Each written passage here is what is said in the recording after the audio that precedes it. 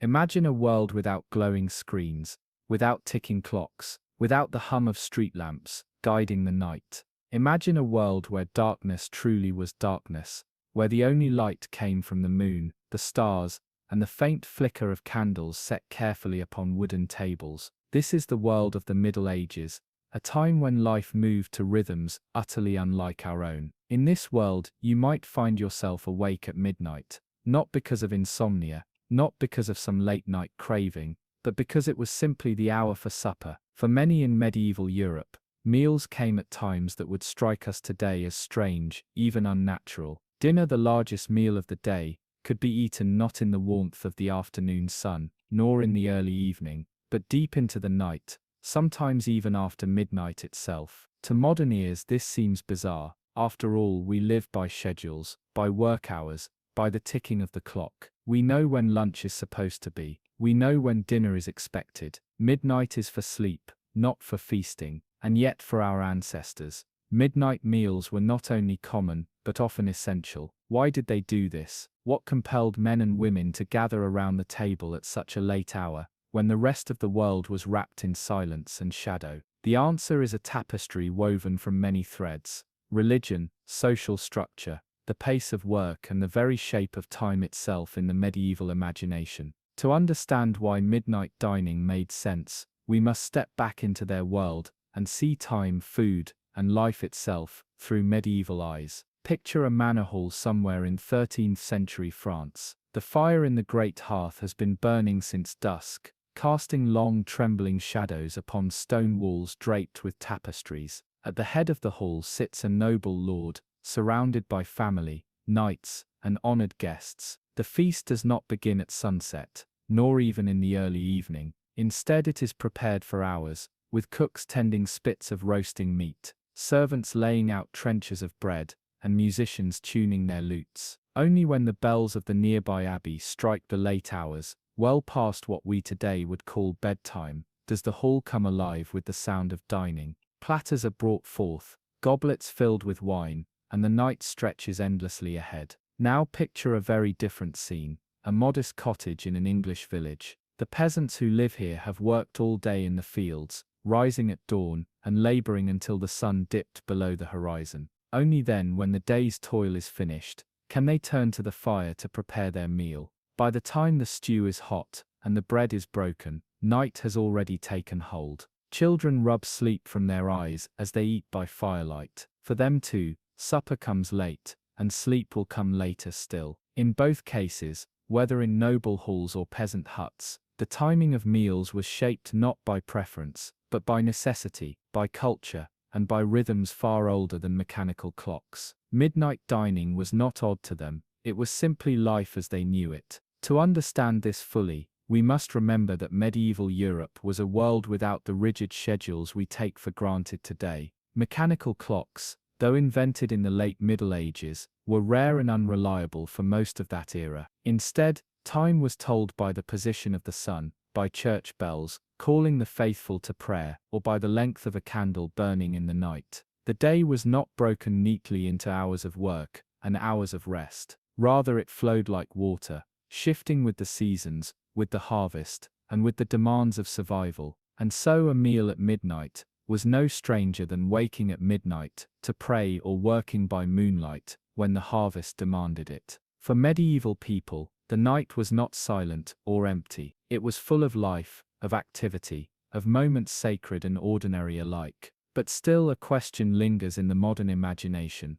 What was it like to eat at midnight in those times? Imagine the silence outside, broken only by the rustle of trees or the distant barking of dogs. Imagine stepping into a warm hall or humble cottage, where voices murmured and laughter rose in candlelight. The food might be simple, bread dipped in broth, a piece of cheese, perhaps a mug of ale, or it might be extravagant: roasted swans, gilded pies, spiced wine, and sweetmeats, all prepared for lords and ladies. But whether rich or poor, noble or common, the act of gathering to eat was the same, a defiance of darkness, a ritual of comfort, a reminder that even in the silent hours of the night, life carried on. For those listening now, drifting towards sleep, consider how different life must have felt when the night was longer, when waking in the small hours was normal, and when midnight might be the very center of your day's rhythm. Midnight meals were not a curiosity to the people who lived them.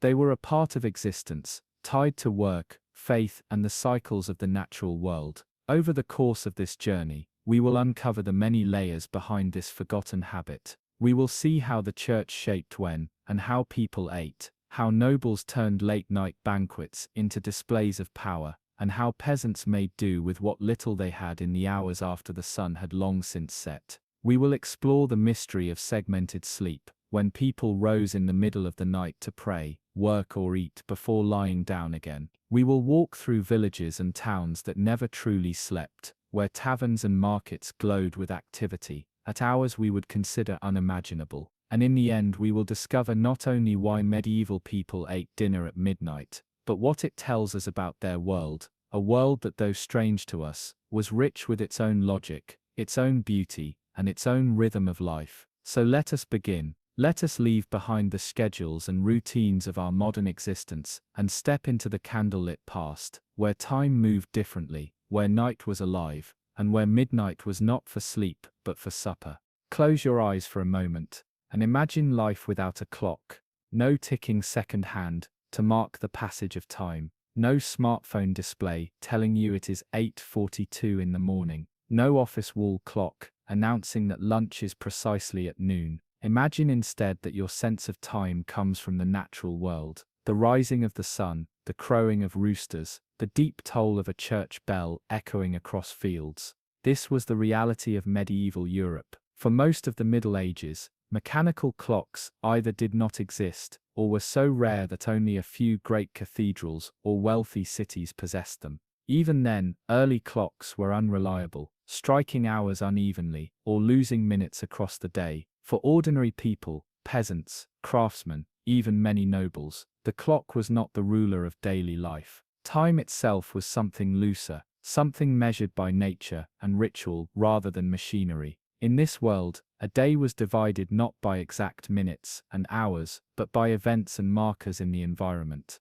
The sun's rising told you when morning began. The lengthening shadows of midday hinted that the day was half gone. When the light faded and the stars emerged, you knew that night had arrived. At monasteries and churches, bells announced the hours of prayer. Matins before dawn, lauds at first light, prime in the early morning, and so forth, a rhythm that divided the day not by numbers, but by devotion. For many these bells were the most reliable guide to time. Meals too were arranged according to these shifting signals. If the work in the fields demanded long hours during harvest season, supper might come later than usual. If winter nights stretched endlessly, people might sleep earlier, wake at odd intervals, and find themselves eating in the middle of the night. Time was flexible, elastic, and adapted to circumstance. Unlike our carefully plotted calendars and schedules, medieval life allowed for an ebb and flow that matched the cycles of light and dark, labor and rest, feast and fast. Imagine being a peasant farmer in the 12th century. You rise not because an alarm clock buzzes by your bedside, but because the eastern horizon begins to glow with faint light.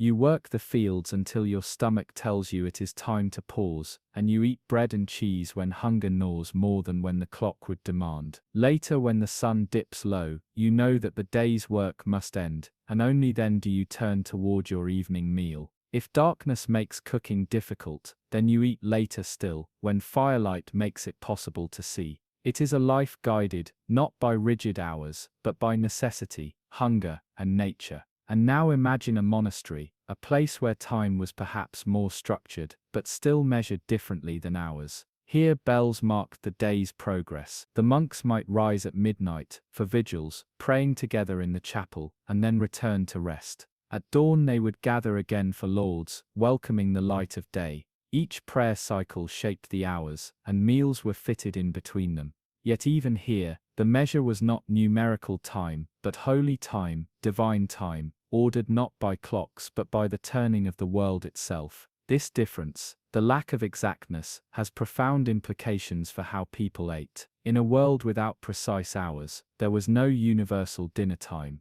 There was no sense of 7 o'clock sharp. Instead, meals were dictated by circumstance. A noble might choose to delay his feast until late into the night, when the hall was full of guests and the performance of power could shine beneath torchlight. A peasant might eat late, because the work of the day left no time sooner. Midnight could be just as natural a moment for a meal as midday. We must remember too that timekeeping itself was often communal, not personal. Today each of us carries a clock in our pocket, always aware of the precise moment. But in the Middle Ages, time was announced to the community, a church bell ringing in the valley, a call from the watchtower, or even the lighting of lamps along a city street. People learned time together, not alone. When the bell tolled for evening prayers, the whole village knew it was night. When the market square closed, the whole town knew that the day's work was done. This shared sense of time meant that communal activities, like meals, often followed the same rhythms. And yet even with this shared experience, time was never rigid. One village might eat supper at dusk, while another waited until the late hours of night. Seasons shifted these patterns too. In the short days of winter, darkness came early, stretching the hours of evening, and often pushing meals later into the night. In summer the long light allowed people to work later, sometimes forcing supper to begin only when the stars had already risen. Life adjusted naturally, flowing with the seasons rather than resisting them. If you were to step back into the medieval world, the lack of precise hours would feel both disorienting and strangely freeing. There would be no racing to catch a bus at 7:15, no meetings scheduled for 2:30 sharp. Instead, life would feel like a rhythm of light and darkness, labor and rest, bells and silence. And within this rhythm, midnight meals made sense. The dark hours were not dead hours, but living ones. There were times when people prayed, worked, celebrated, and gathered. Think for a moment about how different our modern lives would feel without the tyranny of the clock. Many of us eat lunch, not because we are hungry, but because the clock strikes noon. We go to bed, not because our bodies demand rest, but because the clock says it is late. Medieval people did not live like this. They listened to the world around them, the sun, the seasons, the bells, their own hunger, and shaped their lives accordingly. In that world, a meal at midnight was not strange at all. It was simply another point in the cycle of day and night, another rhythm in a life tuned to nature rather than machinery. As we move deeper into this story, keep this in mind. Without strict hours, the medieval world allowed for a freedom of time that we might struggle to imagine today. Midnight dining, then, was not an oddity. It was a reflection of a way of life that flowed with the environment, the church, and the necessities of survival. To us it is a curiosity. To them it was simply the way the world worked. When we picture the medieval day, it is tempting to imagine a simple rhythm. Sunrise brings labor, sunset brings rest, and darkness covers the land in silence. But life in the Middle Ages was far more intricate. A medieval day was not divided into neat halves of light and dark, nor into rigid work hours and leisure. Instead, it was shaped by a blend of natural cycles, social roles, and spiritual obligations. To understand why people might eat at midnight, we must first understand how the medieval day itself was constructed. Let us begin at dawn. The rising sun was the most reliable clock of the Middle Ages. Its light marked the beginning of the day for nearly everyone, from peasants in the fields to monks in their cloisters. As the horizon glowed, households stirred to life. The rooster's crow echoed across villages, tools were gathered, and the first labor began. Yet not all days began alike. For a peasant farmer, dawn meant heading to the fields to plow, sow, or harvest. For a noble household, dawn might begin with prayer in a private chapel before a small morning meal. For monks, dawn was a sacred marker, the hour of lauds, morning prayer, greeting the day in chant and psalm. As the morning unfolded, work filled the hours. But again, without precise clocks, tasks were not measured in minutes, but in effort. A field was tilled until the soil was ready. A loom was worked until enough thread was woven. In workshops and forges, craftsmen labored as long as daylight allowed, stopping not because of a number on a dial, but because the body demanded food, or the eyes strained in dimming light. Meals entered this rhythm differently than they do in our own time. The concept of breakfast was not widespread in medieval Europe. For many, the first substantial meal of the day did not come until late morning or even noon. Some peasants ate a small bite of bread early to give them strength for labor, but a full meal was rare. The church often frowned upon early eating, associating it with gluttony. Instead, the main meal, often called dinner, came in the middle of the day or later, depending on circumstance. Supper, the evening meal, was smaller and lighter, yet this was the pattern only in theory. In practice, necessity reshaped it constantly. And here lies the key: medieval people did not live by uniform schedules. Their days shifted with the seasons, the demands of work, and the dictates of religion. During harvest, work stretched into dusk and beyond, forcing meals late into the night.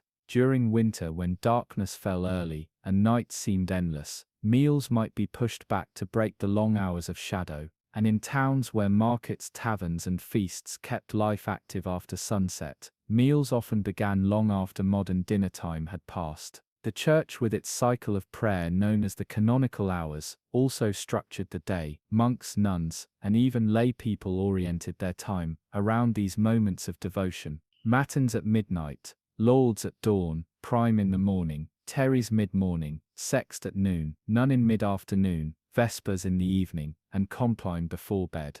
For monks, these hours were absolute, shaping every action. For ordinary people, the bells of the church provided a looser structure, reminding them of when to work, when to rest, when to eat, and when to pray.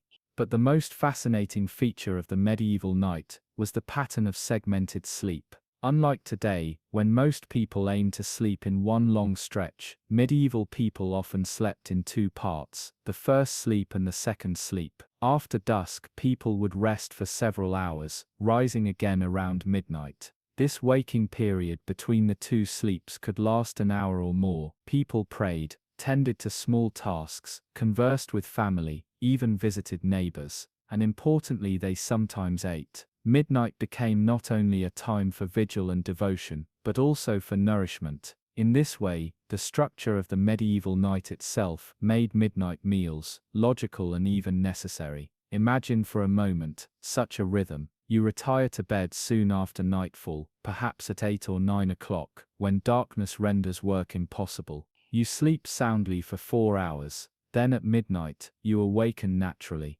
There is no alarm, no jarring sound, just a body accustomed to this pattern. You stir the embers of the hearth, light a candle, and find others in the household awake as well. The air is hushed, the world outside silent but alive with stars, and in this quiet, you might eat a small meal, pray by the fire, or even tell stories. Afterward, when the body grows heavy again, you return to bed for a second sleep, resting until dawn. In such a world, midnight is not the end of the day, but a natural midpoint. This segmented rhythm also shaped communal life. In towns and cities, watchmen guarded the streets, bakers prepared bread for the coming morning, and taverns still hosted guests well past midnight. In monasteries, monks rose for matins, filling dark chapels with echoing voices. In villages, households glowed faintly with hearth fire, as some stirred to eat or speak, before returning to slumber. Midnight was alive with quiet activity, a time neither fully night nor day. Meals fit easily into this liminal space. Seasonality deepened these patterns. In summer, when daylight lasted late into the evening, peasants often worked longer hours in the fields, delaying meals into the night. In winter, when nights stretched endlessly, waking between the first and second sleep was almost inevitable, and eating at midnight helped pass the darkness. Thus, the medieval day and night were not static, but flexible, shifting with the environment and the needs of the moment. For nobles, the structure of the day was more deliberate, yet still shaped by these rhythms. Banquets often began late, stretching into the night with entertainment and ceremony. The absence of strict hours allowed feasting to flow without concern for schedules. Nobles dined when it pleased them, often well past the time common folk would have been asleep. Midnight therefore became a stage for luxury, music, laughter, and the performance of wealth. For peasants, the midnight meal was rarely a feast, but often a necessity. Labor ended only when darkness demanded it. Cooking after work meant that supper was pushed late into the evening, sometimes into the early hours. Families gathered around a single fire, sharing simple stews, bread or porridge, eating not when they wished, but when they could. Midnight meals for them were born of survival. Together these rhythms, natural cycles, religious hours, seasonal changes, and segmented sleep, created a structure utterly unlike our own. To us, midnight is a time of quiet, of exhaustion, of shutting down. To them it was a time of life. It was a moment between sleeps, a moment shaped by bells, firelight, and hunger. Within this structure, dining at midnight was not unusual. It was as much a part of the day as dawn or dusk. As we move forward, keep this layered rhythm in mind. The medieval day cannot be mapped onto our modern hours. It pulsed with a different beat, one that blurred the boundaries between day and night, work and rest, prayer and feasting. And in that beat, midnight meals found their place, as natural as the turning of the seasons, as inevitable as the toll of the church bell echoing through the dark.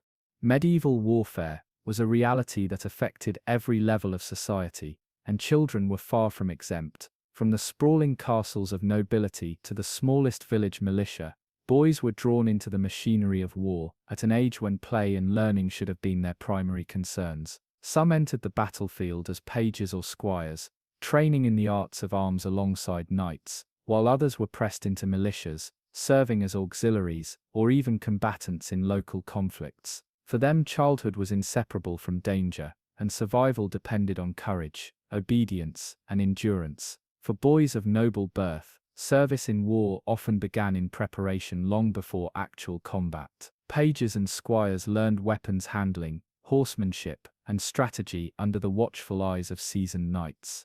Their training was exacting, designed to cultivate strength, skill, and discipline. Sword drills, lance exercises, and mock battles were daily routines, sometimes leaving bruises, sprains, and exhaustion in their wake. While these experiences could be framed as preparation for future honor and status, the physical demands were intense, and the risk of injury ever present. The battlefield itself was even harsher. During campaigns, boys served as messengers, assistants, and camp helpers, carrying provisions, tending to wounded soldiers, and maintaining equipment. Some were tasked with leading horses, managing baggage, or delivering orders across chaotic and dangerous terrain. Others, particularly older adolescents, found themselves drawn directly into combat. The clash of weapons, the roar of battle, and the ever-present threat of injury or death became the backdrop of their daily existence. For children pressed into militias, particularly in times of local unrest or invasions, the dangers were immediate and indiscriminate. Unlike noble pages or squires, these boys often had no formal training or protection. They carried spears, shields, or rudimentary weapons and faced enemies whose experience and strength dwarfed their own. Casualties were high, and injuries frequent. Even surviving a single battle left lasting physical and psychological scars. The medieval concept of childhood, in these circumstances, was largely irrelevant. Survival demanded performance and courage beyond years. The psychological impact of warfare on children was profound. Witnessing death, destruction, and the suffering of comrades or civilians instilled trauma that could linger a lifetime. The fear, the adrenaline, and the constant vigilance required in a war zone left little room for play, reflection, or emotional rest. For many, these early experiences of conflict shaped their personalities, temperaments, and expectations of the world. Childhood in this context became a crucible, forging resilience, but exacting a severe cost. Many children also served as camp followers, supporting armies in roles essential but perilous. They cooked, cleaned, carried water, and maintained supplies, often near battle lines. Disease, starvation, and exposure were constant threats. Tents offered little protection from the elements, and food was scarce. Children were expected to work tirelessly, sometimes for days without rest, their small bodies and nimble hands making them uniquely suited for these tasks. Yet the same youth that allowed them to perform these duties also made them vulnerable to fatigue, illness, and injury. Despite the risks, some children found opportunities within military service. For those of noble birth, service as a squire or page could lead to knighthood, social advancement, and prestige. For others, demonstrating bravery, skill, or reliability could secure positions of trust within the army or household. These successes, however rare, were the exceptions in a world dominated by hardship, danger, and mortality. For most, war was a gauntlet through which they passed unwillingly, driven by obligation, survival, or societal expectation. Campaigns and sieges were especially perilous for children. Castles under attack were dangerous places, with falling stones, fire, and combatants pressing in every direction. Boys tasked with carrying messages or maintaining fortifications faced constant risk. Their small size allowed them to navigate spaces that adults could not, but it also left them exposed and defenseless if caught in the crossfire. Siege engines, catapults, and defensive mechanisms became deadly obstacles. Survival required vigilance, agility, and sometimes luck. In addition to physical danger, children faced moral and emotional challenges. They were witnesses to acts of brutality, looting, and execution, and sometimes expected to participate in tasks that violated their innate sense of right and wrong. The line between necessity and cruelty was often blurred. Children internalized these experiences, shaping their understanding of authority, justice, and survival. These early encounters with moral complexity left an indelible mark, forming a harsh education in the realities of power and violence. The lives of children in war also illustrate the contrast between social classes. Noble children, trained and armored, faced danger in the context of privilege, with mentors and resources at their disposal. Common boys in militias, or conscripted into campaigns, had none of these protections. They were expendable labor, valued only for the small advantage their size and stamina could provide. The disparity highlights the inequality of medieval childhood, where birth determined both the degree of danger and the opportunities for advancement. Children's experiences in war were further complicated by mobility and displacement. Armies moved constantly, forcing children to endure long marches, exposure to weather, and hunger. They lived in camps with little sanitation, where disease spread rapidly. Fatigue, malnutrition, and infection were often as deadly as combat itself. In these conditions, every day was a test of endurance, resourcefulness, and courage. The capacity of children to adapt was remarkable, yet the cost to their bodies and minds was immense. Training for future military service was also intertwined with cultural expectations. Boys were instructed in chivalric codes, the ideals of honor, loyalty, and courage. These lessons were meant to mold them into disciplined warriors, loyal to their lords and the societal hierarchy. Yet, in practice, the brutal realities of war often contradicted these ideals. Children learned that survival sometimes required cunning, obedience, and pragmatism, rather than pure valor. The tension between ideal and reality shaped their understanding of the world. Some children, particularly those of nobility, experienced war in a more structured environment, participating in tournaments, drills, and controlled skirmishes, designed to prepare them for actual combat. These exercises carried risks, but they were safer than the chaos of a battlefield. The distinction between training and real combat was subtle, and both left a lasting impression. Children learned endurance, bravery, and the mechanics of warfare, but at a price. Bruises, broken bones, and emotional strain were common. Even outside active combat, the threat of war shaped daily life. Villages and towns trained children in basic defense drills and weapon handling. They learned to respond to raids, fires, and sudden attacks. In these contexts, childhood was inseparable from preparation for conflict, and the idea of innocence was overshadowed by necessity. Society demanded that children be ready, adaptable, and resilient, qualities often forged in fear, fatigue, and hardship. As we leave behind the battlefields, we see that war defined childhood for countless children in medieval Europe. Their bodies endured violence, their minds absorbed trauma, and their days were shaped by survival and duty. Some found opportunity, honor, or skill, but for most war was an inescapable trial, a world in which play, leisure, and carefree learning were luxuries beyond reach. Childhood, in this sense, was not a sanctuary, but a stage on which the harsh realities of society were played out. In the next and final section, we will reflect on the legacy of medieval childhood, how these experiences, ranging from labor and service to education and war, shaped not only individual lives, but the society they inhabited. We will consider the resilience, adaptation, and human spirit that persisted despite the many dangers and demands placed on the young. If midnight meals for peasants were often born of necessity, for the nobility they were born of spectacle. To the medieval elite, dining was never simply a matter of feeding the body. It was a performance, a display of wealth, power, and culture, and no stage was more fitting for this performance than the banquet hall, illuminated by torchlight and candle flame, stretching deep into the night. Midnight for the noble class was not a time for sleep, it was a time to shine. Let us begin with the hall itself. Imagine walking through the heavy wooden doors of a great manor or castle at night. The vast chamber before you is alive with light, not from electricity, but from hundreds of flickering candles mounted on iron chandeliers and wall sconces. The air is thick with the scent of roasted meat, spiced wine, and the smoke of burning tallow. Long wooden tables are laid with trenchers, thick slices of bread used as plates alongside pewter cups and knives.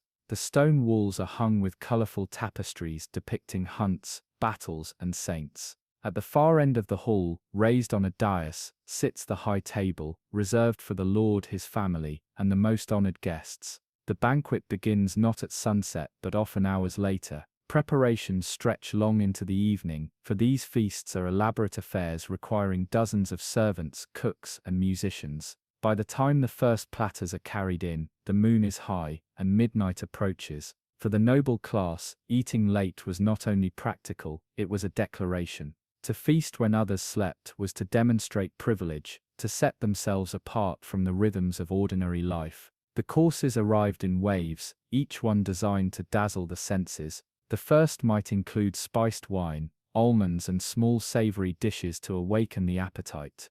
Then came the roasted meats, venison from the lord's own forest, swan or peacock, adorned with its feathers, suckling pig glazed until golden, exotic spices from distant lands, cinnamon, cloves, nutmeg, black pepper, were sprinkled liberally, not only for flavor but as proof of wealth. These spices traveled thousands of miles, carried along dangerous trade routes, and their presence at the table was a mark of status. Music accompanied the meal. Minstrels plucked at lutes and harps, singers recited tales of heroes and saints, and jesters moved among the tables, entertaining with tricks and laughter. For nobles, dining was never silent. It was a symphony of sound, sight, and taste. The banquet hall was a theater, and the feast itself, the play. Midnight only deepened the atmosphere, for darkness outside made the light within all the more brilliant. But these meals were not merely indulgent gatherings. They served political and social purposes as well. A midnight feast might mark the signing of a treaty, the marriage of noble houses, or the celebration of a military victory. The act of eating together reinforced alliances, displayed the Lord's generosity, and reminded all present of the hierarchy that governed medieval life. To sit near the high table was to bask in the favor of power. To sit farther down was to know one's place. Every placement, every dish, every toast carried meaning. Imagine for a moment attending such a banquet as an honored guest. You are seated close enough to the Lord to hear his voice, close enough to see the golden goblet from which he drinks. The servants glide silently, refilling cups of wine, and bringing new dishes with every turn. The hall echoes with laughter, with the low roar of conversation, with the notes of music blending with the crackle of the fire. Midnight passes unnoticed, for time itself seems suspended. In that hall, under the glow of torches, there is no darkness, no silence, no weariness, only the endless unfolding of spectacle, and yet beneath the glamour lay ritual and control. Banquets followed a choreography. Food was blessed before it was eaten, emphasizing the sacred nature of the act. The Lord was served first, and others waited in turn. Servants carved the meat with practiced skill, presenting portions with ceremony. Even waste had meaning. Leftovers were often gathered for the poor, distributed as an act of charity that reinforced the nobility's role as both rulers and providers. Midnight thus became not just an hour of indulgence, but an hour of reinforced hierarchy and symbolism. The timing of these banquets, often stretching into the early hours, was partly practical. Nobles' days were filled with governance, hunting and religious obligations. Leisure, including feasting, often began late. But it was also deliberate. To feast at midnight was to demonstrate freedom from the natural rhythms of life. While peasants rose at dawn to work, nobles lingered in halls at midnight, unbound by the sun or the seasons. Their wealth allowed them to turn night into day, filling the darkness with light, laughter, and abundance. The sensory atmosphere of these feasts is worth pausing on. Picture the golden gleam of roasted fowl, the gleam of polished goblets, the shadows dancing across tapestry-hung walls. The scents blend honey, cinnamon, venison fat, smoke. The taste of rich sauces, almond milk, saffron, wine reductions, lingers on the tongue. Around you voices swell, music flows, and the steady rhythm of feet on the wooden floor accompanies a round of dancing. Midnight in such a setting does not feel like the dead of night. It feels like the pinnacle of life, a moment suspended between earth and heaven, and yet for all its luxury, the noble table was also a place of discipline. There were strict codes of conduct, known as table manners, that emphasized restraint and civility. Guests were expected to wash their hands before eating, to avoid reaching across the table, to carve meat with elegance, to speak with moderation. These rules reinforced the idea that nobles were not merely indulgent but cultured, elevated above the common people. Even in the midst of midnight abundance, order was maintained. Midnight banquets also served as stages for display beyond food. Knights might demonstrate martial skill through mock tournaments held in the hall. Poets might recite verses commissioned for the occasion. Diplomats whispered in corners, securing agreements under the cover of festivity. The feast was not only nourishment and entertainment, but politics in its most dazzling form. Midnight, when the rest of the world slept, became the hour when power revealed itself most clearly. For the servants who sustained these spectacles, the experience was different. They moved silently in the background, ensuring that torches were refilled, dishes replaced, cups replenished. For them midnight was not leisure, but labor, a reminder that the grandeur of noble life was built upon the toil of others. And yet, even for them, the atmosphere of such banquets must have carried awe, the sense of participating, however indirectly, in something extraordinary. To the outside world, the glow of a noble hall at midnight must have seemed almost magical. Villagers might glimpse the light from afar, carried across fields, and hear faint echoes of music on the night air. For them midnight was silent, but for the nobility, it was alive with brilliance.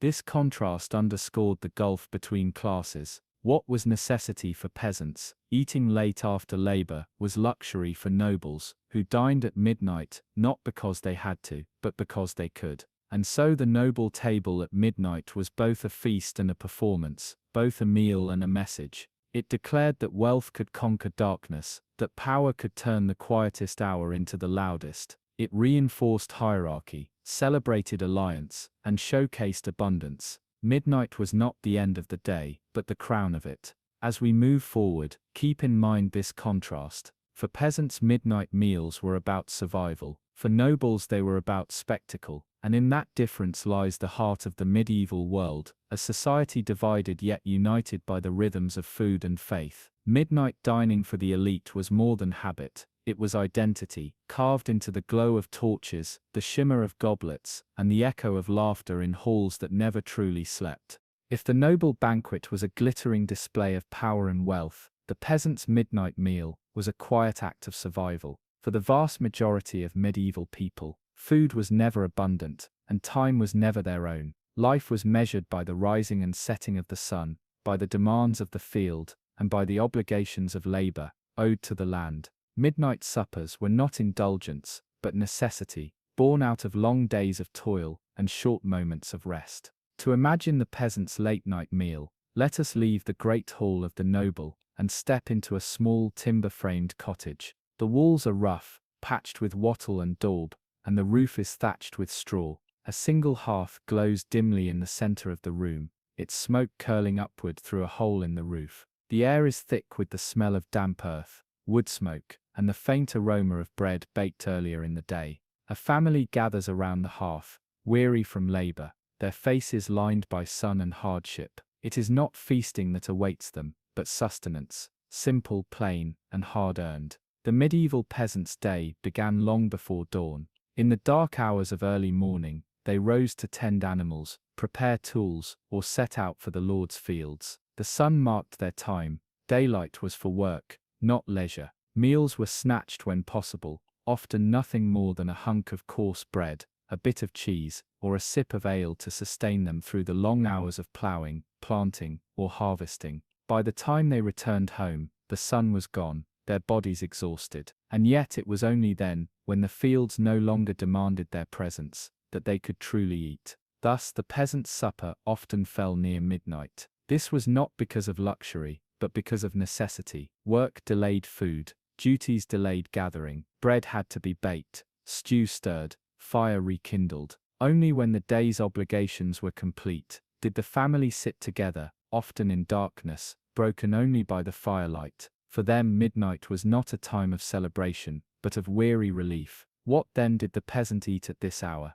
Unlike the nobles, with their roasted meats and imported spices, the diet of the common people was simple and repetitive. The foundation of every meal was bread, dark, heavy, often made from rye, barley or oats rather than wheat, which was expensive. Pottage, a kind of thick stew, was the second staple. Into the pot went whatever could be spared: onions, leeks, beans, peas, and sometimes scraps of salted meat or bones to flavor the broth. This pottage simmered slowly over the fire, thickening through the day, and by night it became the main sustenance of the household. Ale or weak beer accompanied the meal, for water was often unsafe to drink. In wealthier villages, cider might appear, or small quantities of milk. On rare occasions, a family might have fresh meat, perhaps a rabbit caught in the fields, a chicken from their own yard, or salted pork kept for winter.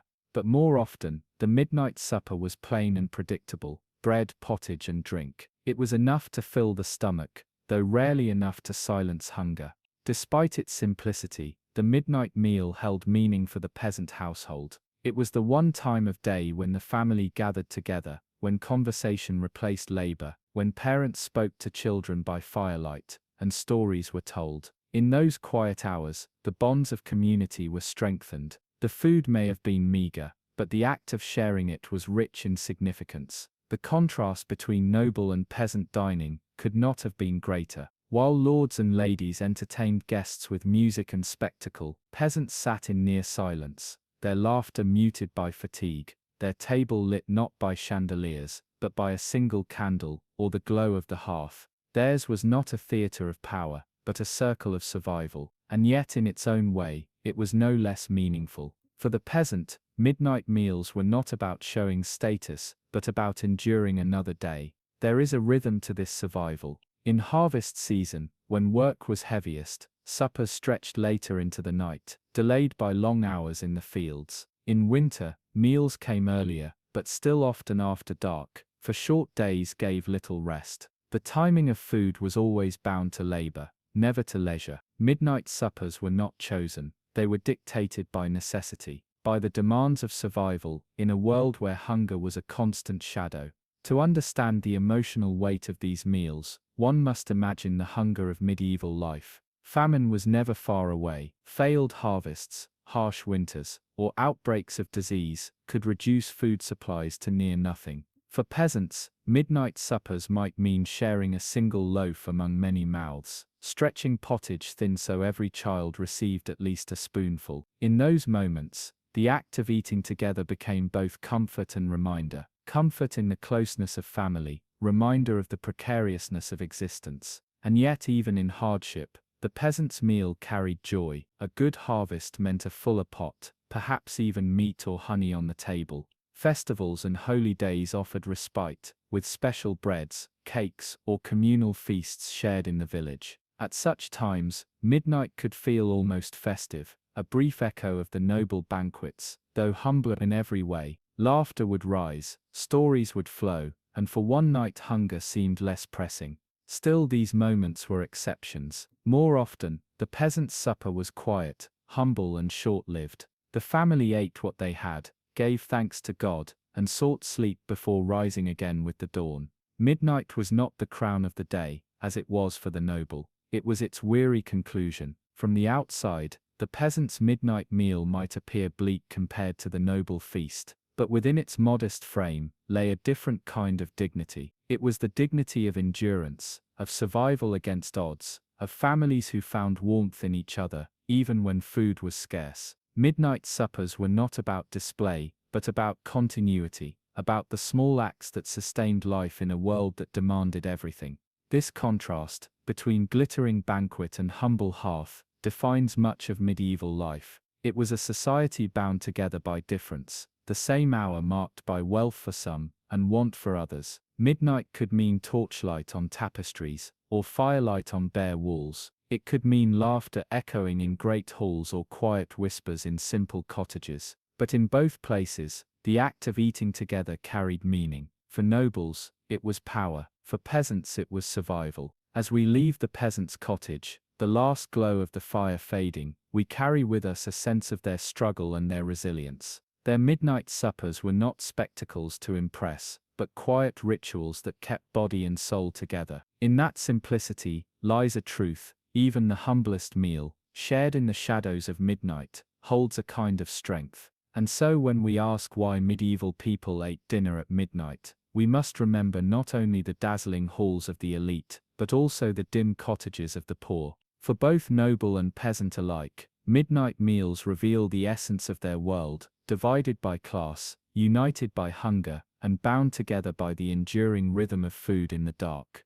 To truly understand why medieval people gathered at midnight to eat, one must look beyond hunger and beyond labor into the heart of medieval life itself. Religion. For in the Middle Ages, time was not measured simply by the rising and setting of the sun, nor only by the toil of fields or the toll of castle bells. It was measured most of all by God's clock, the rhythm of prayer, fasting and feasting established by the Church. The sacred calendar wove itself into every household, shaping not only what people ate, but when. Midnight in particular carried special spiritual weight. It was the hour when darkness was deepest, when silence seemed most profound, and when prayer was believed to reach heaven most clearly. To see this more vividly, imagine a monastery on a winter night. The air is cold, the stone walls damp with frost, the cloisters dimly lit by flickering candles. At midnight, a bell tolls its hollow sound, echoing through sleeping halls.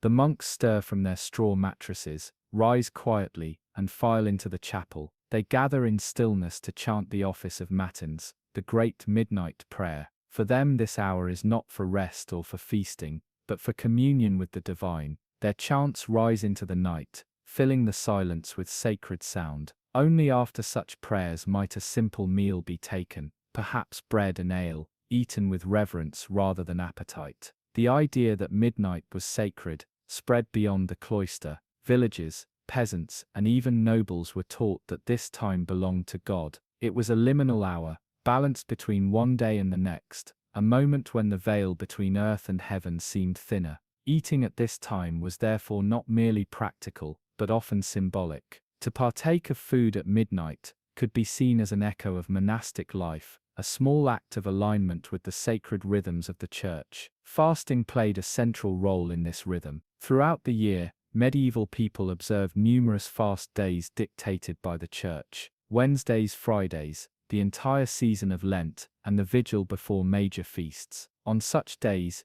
eating was restricted until sundown, and sometimes later. In practice, this meant that ordinary people delayed their main meal well into the night. A family might gather after evening prayers, sometimes closer to midnight than dusk, to break their fast with bread, vegetables, and perhaps fish. The timing of food was thus directly shaped by religious rule. What began as spiritual discipline became habitual practice, embedding late meals into the lives of both commoners and elites. Consider, for instance, the great feast of Christmas. While we today think of Christmas Day itself as the focus of celebration, in the medieval world it began at midnight with the Christmas. The faithful gathered in churches, illuminated by candles, their voices raised in hymns as the first Mass of the Nativity was sung. Afterward, families and communities shared food, sometimes modest, sometimes lavish, depending on wealth. Midnight, then, was both the hour of worship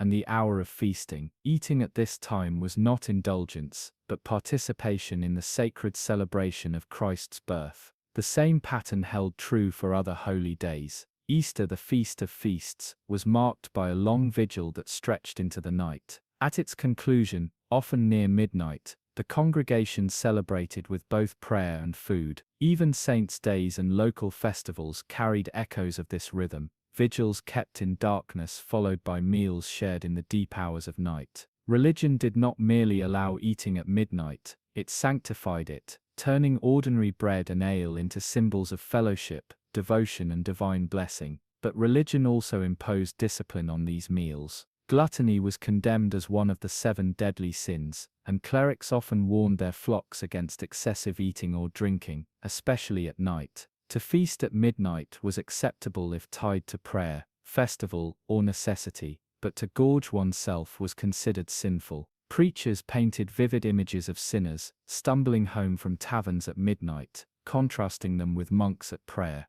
In sermons, the hour of darkness became a moral crossroads, one path leading to holiness, the other to sin. Eating at midnight thus carried a moral charge, hovering between sacred discipline and dangerous indulgence. In practice, most medieval people walked somewhere between these poles. The poor ate late because of labor and fasting rules, not because of excess. The rich dined late, partly from custom, partly to display their alignment with sacred rhythms, and partly for entertainment. But always, beneath both banquet and cottage supper, lay the presence of the church. The bells that tolled the hours, the fasts that delayed meals, the feasts that invited night-long celebration, these were the invisible hands that shaped the timing of food. Midnight itself carried deeper symbolic meaning. In Scripture, midnight was often the hour of revelation and transformation. The Psalms speak of rising at midnight, to give thanks to God.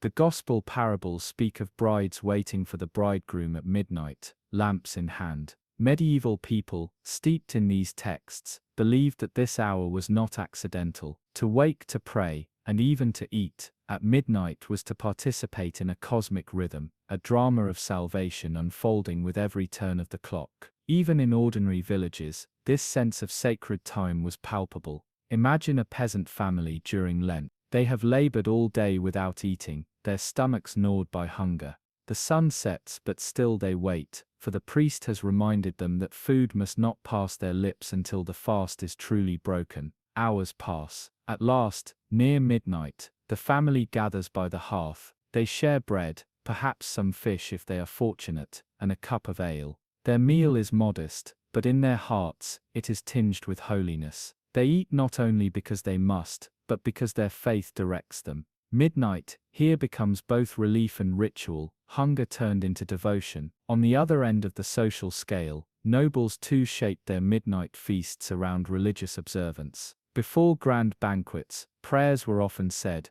blessings invoked, and toasts raised to God and saintly patrons. Midnight meals in castles might include not just food, but readings from scripture, or the presence of clerics invited to bless the gathering. Religion and feasting were intertwined, so that even indulgence carried the cloak of piety. The noble who dined at midnight could imagine himself not merely entertaining guests, but honoring sacred tradition. Monastic influence cannot be overstated. The monasteries set the pattern for medieval timekeeping, with bells marking the canonical hours. Midnight prayer was central to this rhythm, and though most lay people did not rise to chant matins, the idea seeped into their lives. Bells ringing in the night reminded villagers of holy discipline, and even if they did not pray, they were aware that the hour was sacred. When they ate at midnight, it was always with some awareness of the monastery's shadow. Thus religion infused the act of eating at midnight with meaning far beyond survival or luxury.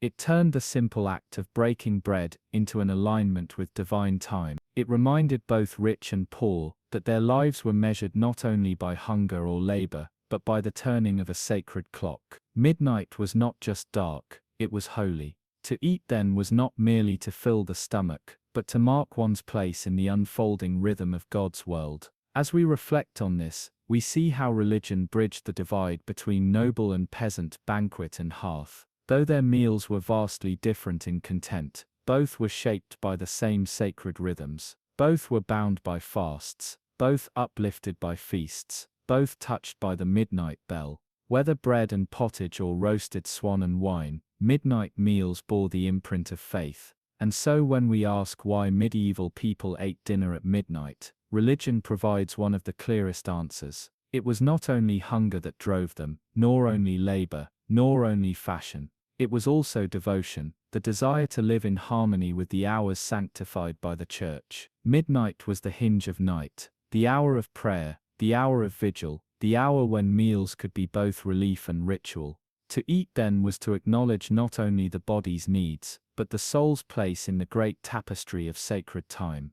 When we imagine a medieval meal taken at midnight, we must remember that it unfolded not in the bright glow of electric light, but in a world of shadows. Darkness was the default state of the medieval night. With the setting of the sun, villages, castles, and even cities sank into near blackness. Only fire, whether from hearth, torch, or candle, stood against the night. To eat at midnight was therefore never a simple matter of food, but of light and shadow, of flickering flame and enveloping dark. Picture a small cottage at midnight. The day's labor has long ended. The animals rest in their pens, and silence lies thick upon the fields. Within the single room of the cottage, the family gathers around a wooden table. The hearth provides both warmth and light, its flames crackling softly, casting an orange glow upon rough walls. Shadows dance across the rafters as the fire shifts, illuminating faces one moment and hiding them the next. Bread, pottage, and ale are laid upon the table, their simple forms made dramatic by the play of firelight. Eating here is not only nourishment, but an act performed upon a stage of light and darkness, for the poor firelight was often the only source of illumination. Candles made of beeswax or tallow were precious. Beeswax, expensive and sweet-smelling, was a luxury reserved for churches and noble households. Tallow made from animal fat was cheaper but smoky and foul-smelling, leaving greasy residue upon walls. Many peasants could not afford candles at all, and relied on the hearth alone.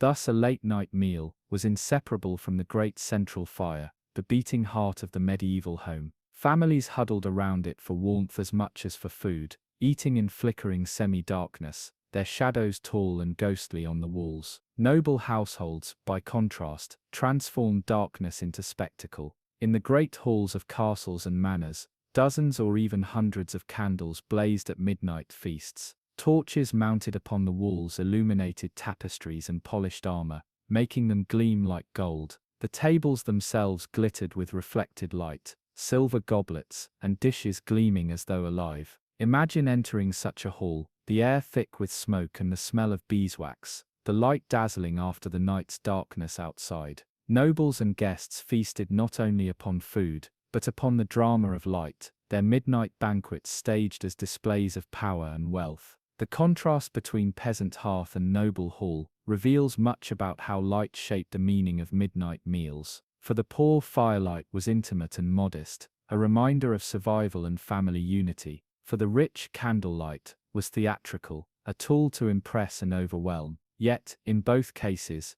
darkness was not banished, it was only held at bay. Beyond the circle of fire or candle, the night remained vast and impenetrable, pressing against the walls, reminding all who ate that they lived in a world where darkness was the natural ruler of time. Eating in such conditions was a sensory experience far removed from our modern one. Food looked different by firelight. The orange glow deepened the browns of bread, lentils and meat, turning them rich and earthy. Shadows disguised details, making portions appear larger or smaller than they were. The movement of flame gave food a shimmering quality, so that even a simple bowl of stew might seem alive. Smell, too, was heightened. The mingling aromas of burning wood, candle smoke, and food on the table created an atmosphere thick with sensation. In darkness, taste became sharper, textures more noticeable, each bite carrying weight beyond itself. Darkness also carried symbolism.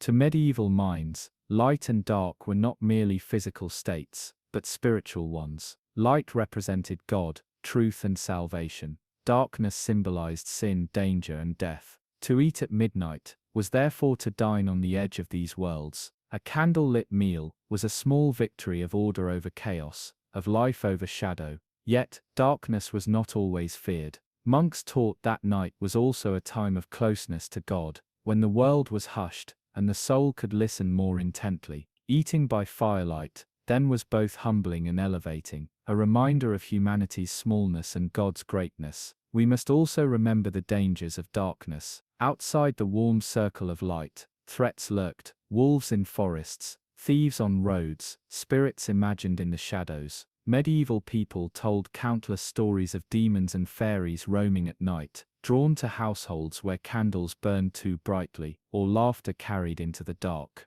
Thus, the act of eating at midnight, with its glow spilling into blackness, had an almost defiant quality. It was a statement that, despite fear and danger, people would gather, share food, and claim a small refuge of safety against the night. Even in cities where street life lingered after sunset, darkness was thick. Torches lit main streets, but alleys and doorways remained black. A noble dining in his hall might do so under dazzling light, yet he knew that beyond his castle's walls, darkness pressed close. The poor, huddled in cottages, were surrounded by vast unlit countryside.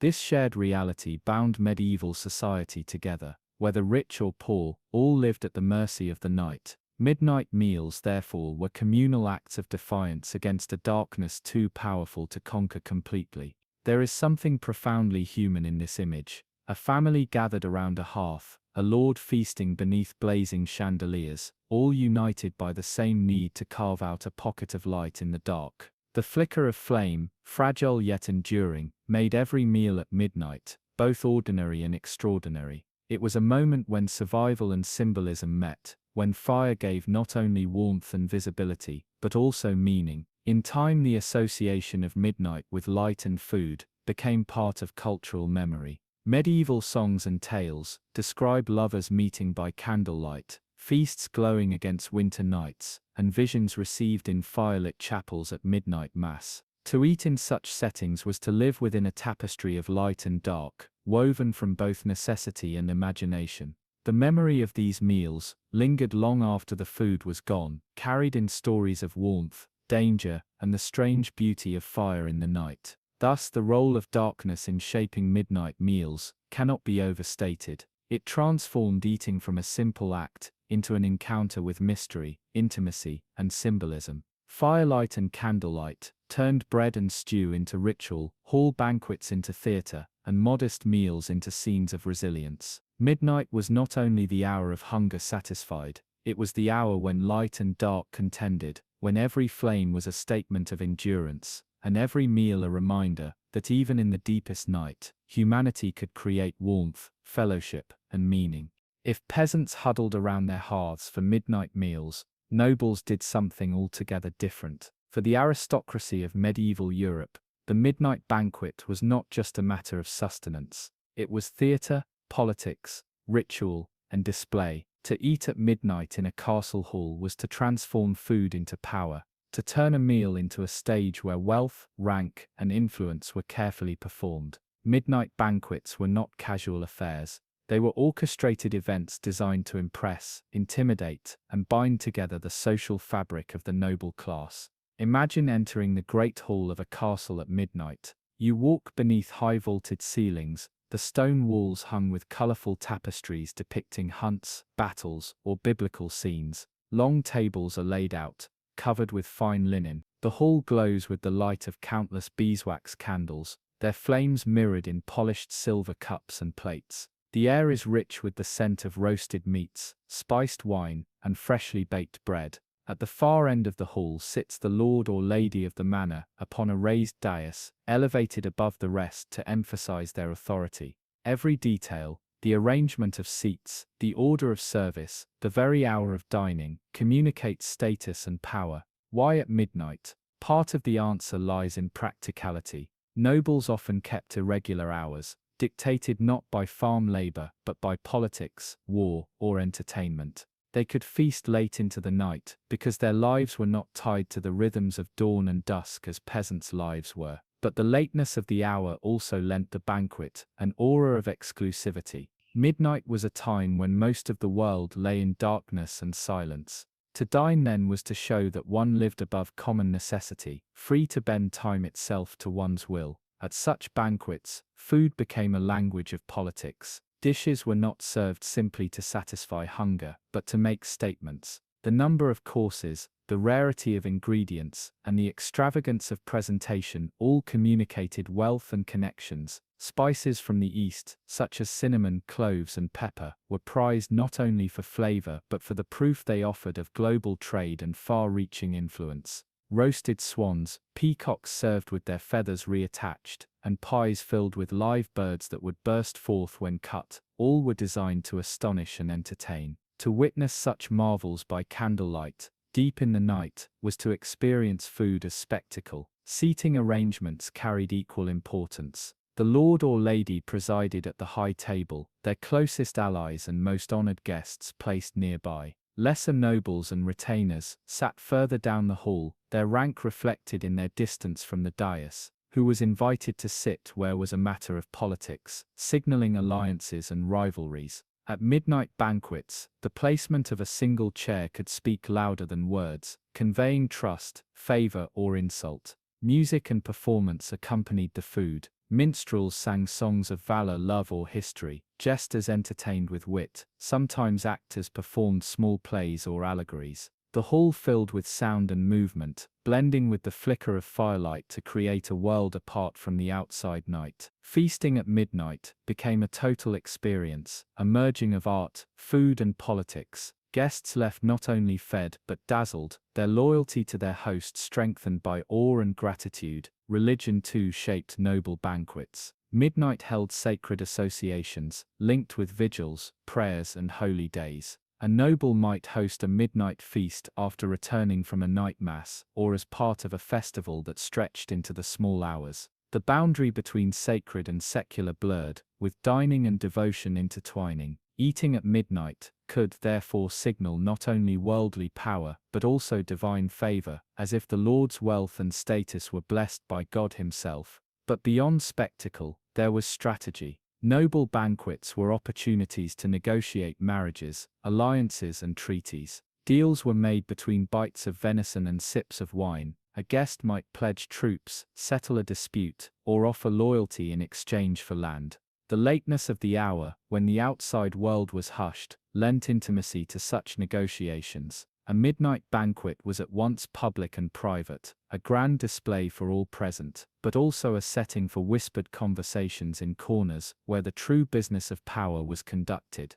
For the nobles themselves, these banquets reinforced identity. To eat at midnight, surrounded by glittering wealth, was to affirm one's separation from the common folk. It was a reminder that nobility lived according to different rules, governed by different rhythms. Where peasants struggled by firelight to stretch a meager meal, nobles turned the same hour into an arena of majesty. Midnight banquets made visible the gulf between classes, yet they also bound nobles together in a shared culture of excess and spectacle. We must also consider the human element, the sensory experience of such feasts. Picture the warmth of the hall, after stepping in from the cold night, the sudden blaze of light after darkness. Imagine the taste of spiced wine, the richness of roasted boar, the sweetness of almond pastries. Hear the music echoing from stone walls, mingling with laughter and the clatter of dishes. Feel the heavy weight of velvet garments, the closeness of bodies packed together at long tables. All of it combined to create a memory that guests would carry with them long after the candles burned out. And yet, midnight banquets were not without tension.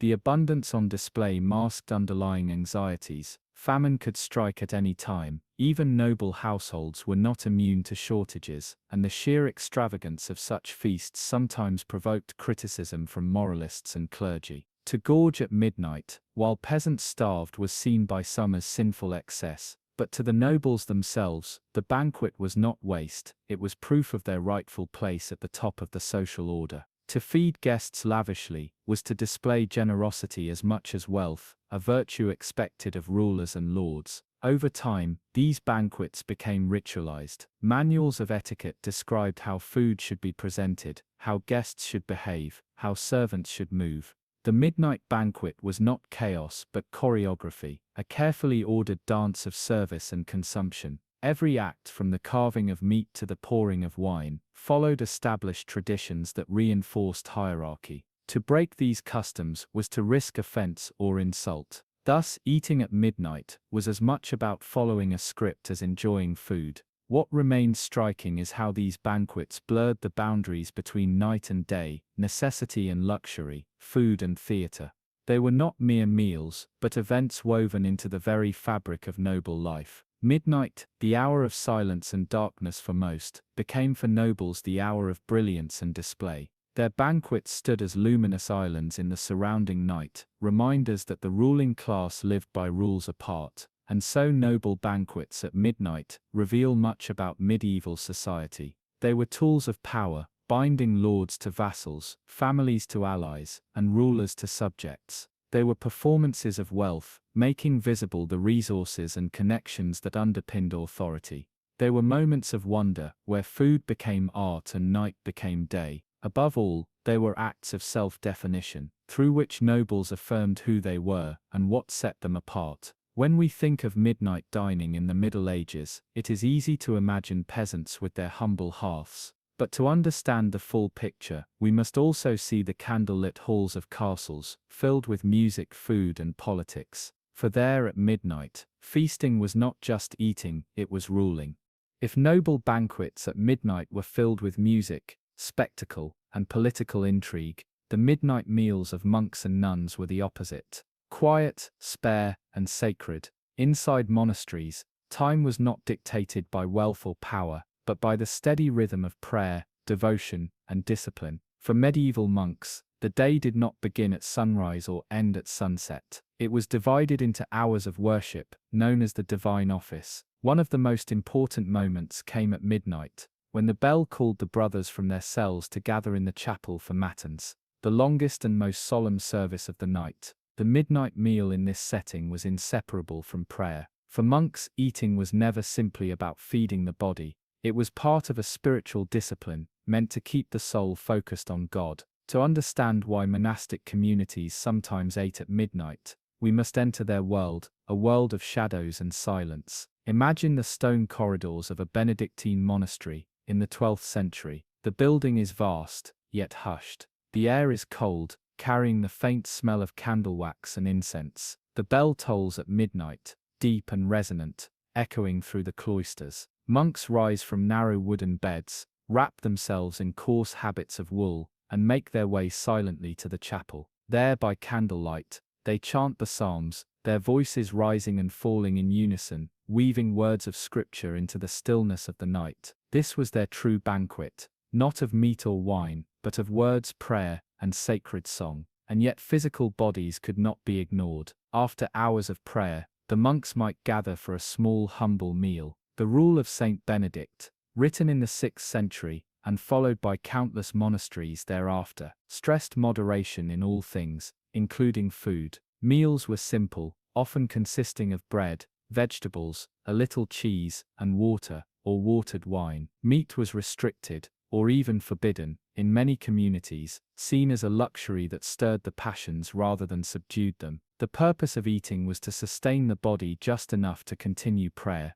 not to indulge appetite. At midnight, therefore, a meal might be as small as a piece of bread and a cup of water. Sometimes monks ate after matins to restore strength, before returning to their cells. Other times, the meal came before the service, serving as quiet preparation for hours of vigil. In either case, the act of eating was infused with reverence. Silence was often kept in the refectory, broken only by the voice of a reader reciting scripture or a sermon. While nobles dined to music and laughter, monks consumed their food in contemplation, their thoughts lifted toward the divine. The contrast between noble banquets and monastic meals could not have been sharper. For nobles, midnight was a stage to perform wealth. For monks, it was a moment to strip away excess and remember humility. Where one group used food to climb higher on the ladder of power, the other used food to descend closer to the level of Christ, who fasted and taught restraint. But monastic meals were not without their own kind of grandeur. To eat in silence by the light of a single candle, with the steady voice of a brother reading aloud, created an atmosphere of solemn beauty. The hall itself reflected this purpose: long wooden tables, stone floors, walls bare, except for crucifixes or simple decoration.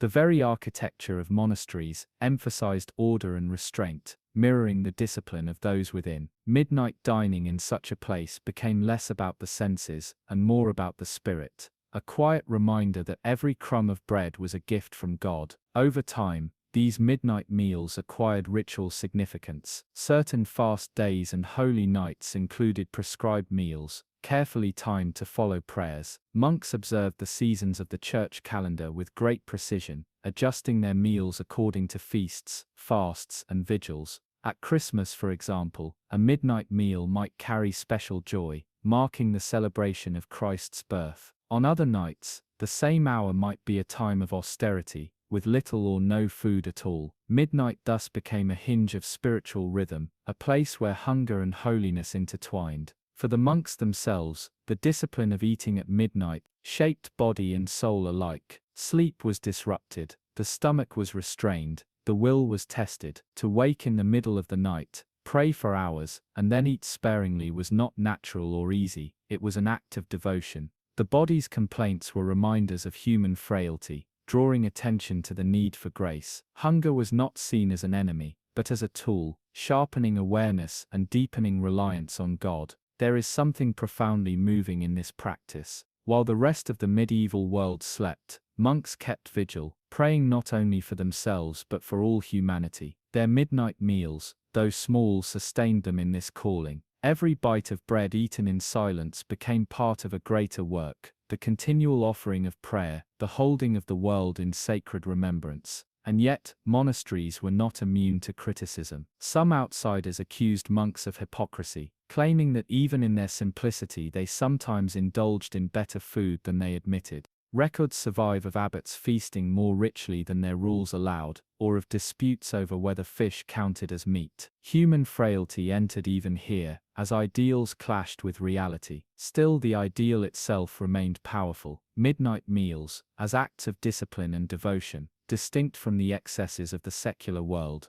To listen to the story of these monastic meals is to glimpse another way of being in the Middle Ages, one where time was not governed by profit or power, but by prayer and the pursuit of holiness. Midnight, which for nobles was a time of spectacle, became for monks a time of silence. Where peasants and lords ate to mark survival or status, monks ate to remind themselves of humility and the transience of earthly life. The contrast deepens our understanding of why medieval people ate at midnight. It was not one single practice, but many, each shaped by context. For nobles, midnight dining was theatre. For peasants, it was necessity. For monks, it was sacrifice. Each version reflected a different response to the same fundamental reality. The night was not empty, but full of meaning, and food was never just food.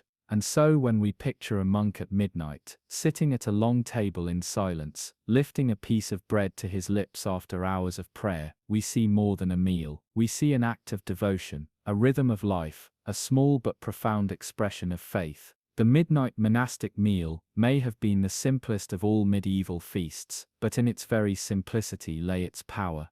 When we speak of medieval dining, it is impossible to separate the table from the altar. The medieval world was not a secular place, where food was merely sustenance or pleasure. Instead, every bite was bound up in spiritual meaning, regulated by the rhythms of the church calendar. From the humblest peasant to the most powerful monarch, eating was never fully a private act. It was a practice shaped, directed, and often constrained by religion. To understand why people sometimes ate at midnight, we must look closely at the rules of fasting, the joy of feasting, and the guiding hand of the church. The medieval calendar was alive with holy days, vigils, and fasts. The most famous fasting period was Lent, the 40 days before Easter, when Christians were called to abstain from meat, dairy, and rich foods. But Lent was only the beginning. Throughout the year, Fridays were days of fasting, echoing the crucifixion of Christ. Advent, leading to Christmas, carried its own restrictions. The eve of many saints' feast days required abstinence. In some monasteries, as many as half the days of the year involved some form of dietary regulation. The medieval table was thus constantly shifting between restraint and celebration. Fasting was not meant as punishment, but as discipline. To go without rich food was to purify the soul, to remember Christ's suffering, and to train the body in humility. Yet fasting carried with it a practical consequence. The times of meals often shifted. On strict fast days, people were expected to refrain from eating until after the sun set.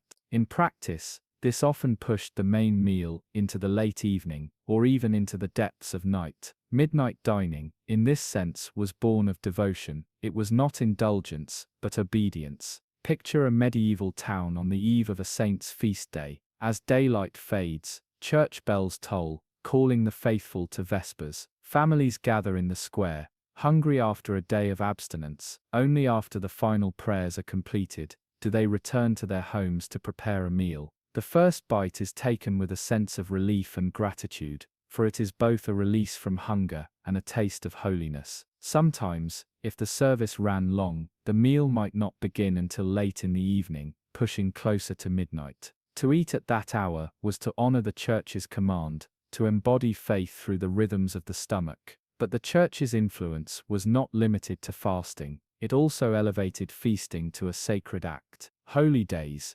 Christmas, Easter, Pentecost, and the feast days of saints were occasions for abundance. On these days, the restrictions of fasting were lifted, and tables overflowed with meat, wine, pastries, and sweet confections. Midnight often played a symbolic role here as well. Midnight Mass at Christmas, for example, became one of the most beloved services of the year. Afterward, congregations sometimes returned home to share a meal, joyful and festive, even at such a late hour. The symbolism was powerful. At the darkest moment of night, the light of Christ's birth was celebrated with both prayer and food. For the medieval imagination, the act of eating was never only physical. It carried echoes of the Last Supper, where Christ shared bread and wine with his disciples. The Eucharist, the ritual of communion, was at the heart of Christian worship, a sacred meal that blurred the line between the earthly and the divine. Every time believers ate, they were reminded of this holy precedent. Midnight meals, whether of fasting's release or feasting's joy, resonated with this deeper symbolism. To share food at unusual hours was to align human hunger with sacred time. The Church's rules also revealed a tension between ideal and practice. While regulations were strict on paper, reality often bent under human need. Scholars tell us that, in many places, the fast that was meant to last until sunset was gradually relaxed to allow food by noon. Exceptions were made for the sick, the elderly, and those engaged in heavy labor. Even so, the official expectation lingered, and in monasteries and devout households, it was enforced with care. Midnight dining, then, can be seen as both an expression of true obedience and a pragmatic adjustment to human weakness. In villages and towns, the cycle of fast and feast shaped not only when people ate, but what they ate. On fast days, meat vanished from the table, replaced by fish, vegetables, and grains. Creative cooks devised elaborate dishes to work around the restrictions: mock meats made from nuts or legumes, rich pies filled with dried fruits, fish prepared in countless ways. At midnight, such meals could feel both austere and ingenious, a testament to human adaptability under divine law.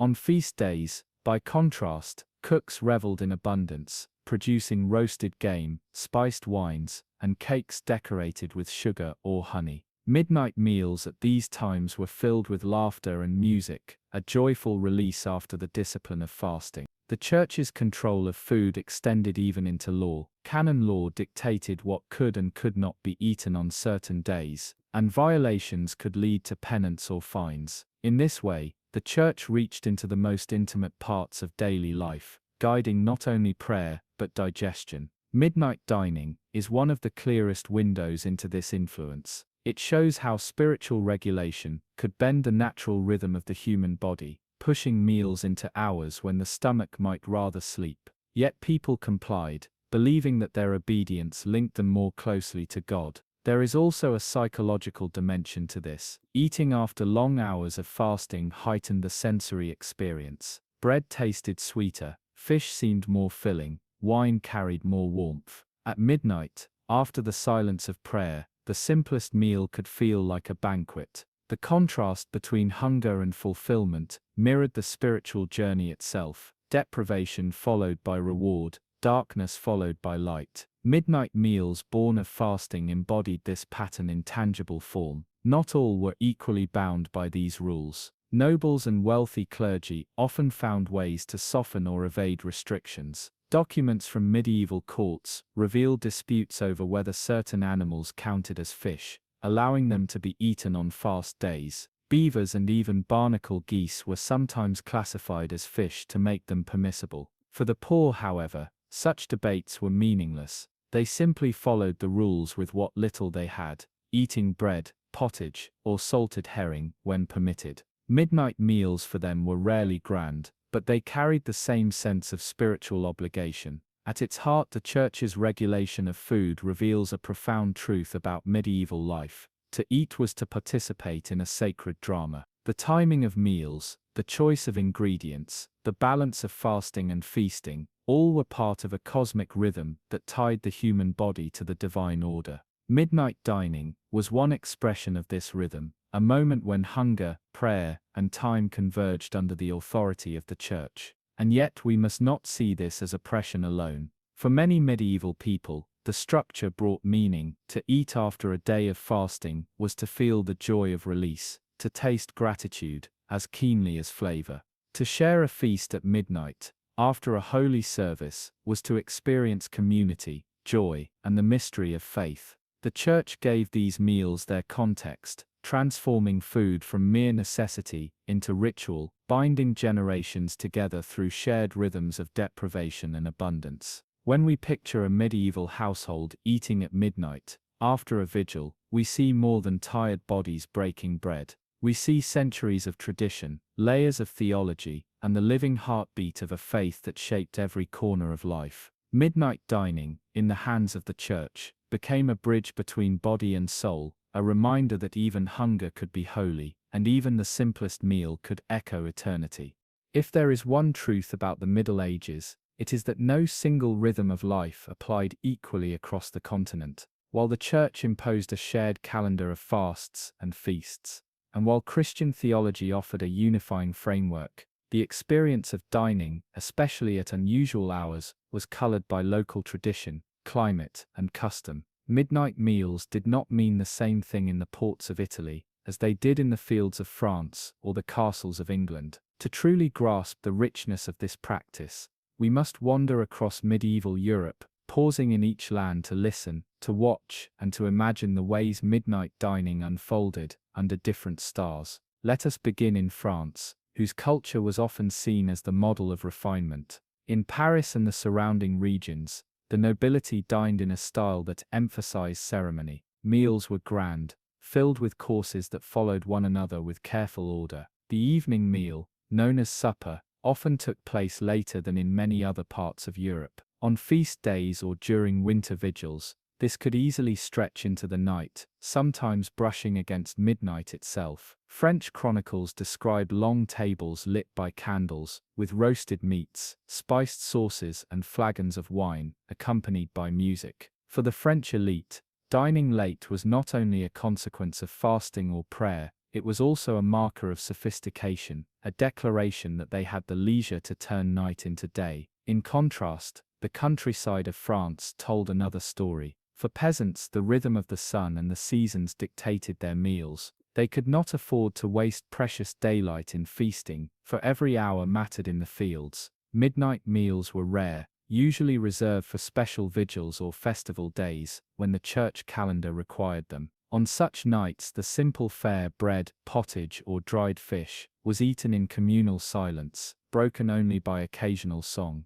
Here midnight dining was less about elegance and more about endurance, a small but significant sacrifice made in obedience to faith. Cross the Alps into Italy, and the atmosphere shifts. In the bustling cities of Florence, Venice, and Naples, dining traditions were shaped by both climate and commerce. Hot summer days encouraged people to rest in the afternoon and gather for meals later, when the air was cooler. Merchants, sailors, and artisans often found themselves eating at unusual hours, their schedules stretched by trade and travel. In Venice especially, the mingling of cultures, Byzantine, Islamic, and Western European, introduced new rhythms to life. Midnight meals were not uncommon in portside taverns, where sailors from distant lands shared food, drink, and stories under lantern light. Italian religious traditions also encouraged late-night dining during festivals. In Florence, for example, the Vigil of San Giovanni, the city's patron saint, was marked by processions, fireworks, and communal feasting that often lasted well past midnight. These meals carried both sacred and civic significance, blending devotion with civic pride. Unlike the more restrained midnight fast-breaking of Northern Europe, Italian midnight dining could be exuberant, filled with music, laughter, and the mingled aromas of roasted meat, olive oil, and spiced wine. Turn now to England, and we find yet another pattern. In many parts of medieval England, the main meal of the day was taken earlier in the afternoon. Supper, the lighter evening meal, usually fell before sunset. Midnight meals were thus unusual, typically confined to religious observances or noble banquets. The English nobility loved grand feasts, often extending them late into the night, with entertainment, minstrels, jesters, and poetry recitations. Midnight became the hour, not only of food but of spectacle. Castles rang with laughter, the clash of goblets, and the strains of harp music. Yet outside these walls, in the cottages of peasants, midnight dining was far rarer, often associated only with the demands of church vigils. For most English commoners, the dark hours were for sleep, not for feasting. Spain, by contrast, presented a unique blend of influences.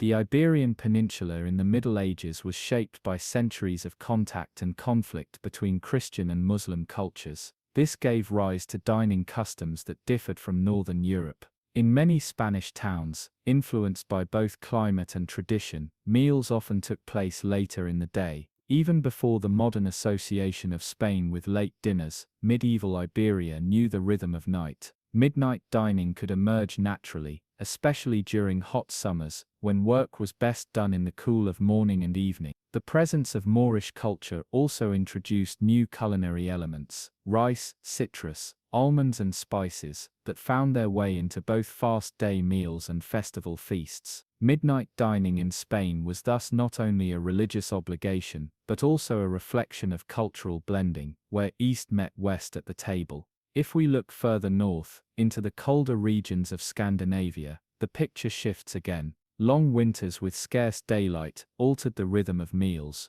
In some seasons, darkness stretched so far that the distinction between evening and night blurred. Midnight meals could occur naturally, as people adjusted their eating to the available light. Viking traditions carried into the medieval period had long celebrated communal feasting, where mead halls echoed late into the night with song and storytelling.